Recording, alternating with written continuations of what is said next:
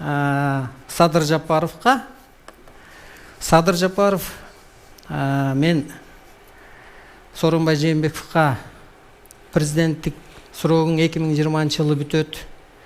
Мындай мирным путем должны передать власть деген кезде бир эле требование айткам. Бир эле ал коррупционерсиң, жедиң, иштиң деген эмес, бир эле ааламдын сырын билбейсиң, доордун талабын билбейсиң, ошон үчүн сезонуң бүтөт деп. Садыр Жапаров, сен дагы доордун талабын билбейсиң. Бул бир. Ошон үчүн сен башчы боло албайсың. Экинчи, сен Кыргызга эч качан эмгек кылган жоксуң. Мейли Акаевдин убагында болгондурсуң, мейли Бакиевдин убагында болгондурсуң, Бакиевдин убагында коррупциянын комиссары болуп турсуң. Ал кезде тетирсинче коррупция өнүгүп кетиптир. Мына алё дегенде 60 тиын төлөп калганбыз, светти кымбаттаткан, ошондуктан эмгегиң дагы жарабайт, жана келечегиң дагы жок. Муну эми түз айтканга менин шартым бар. Сен бүгүнкү күндө мынтип айтып атасың, кыргыз эли мени король кылып койгулачы деп атасың. Же болбосо, по твоим понятиям, по твоим языком я тебе скажу, ты просишь короновали, чтоб тебя вором в законе. Когда коронуют воры в законе, есть какой-то критерий, а у тебя нет критерия, чтобы властвовать кыргызом.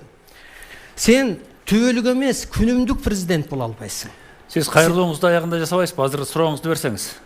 Мен эми суроо берет элем, эгер көзү уш жерде болсо айтып коеюн, эртең ушу теледенби, кандай болсо да бир жооп кылсын да, мен берейин деген суроону эл деле берейин деп атат да.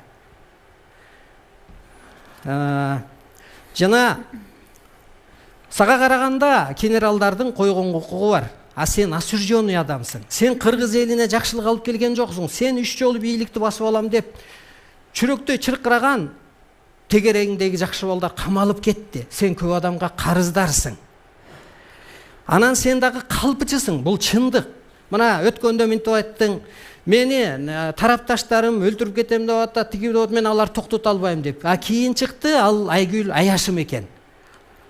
Аккаунт дегенби, фейк дегенди ачып коюп, угрожайство этип. Кыргыз сенден коркпойт. Кыргыз чындыктан гана коркот. Урматтуу кыргыз журтум, ошонун аркасынан чуркап жүргөн силерге мен күлкүм да келет. Таң калам. Калыс адамды касиет жылуулойт, ошон үчүн чындык үчүн жашаңыздар кыргыздар, кырсыктап кетесиңер.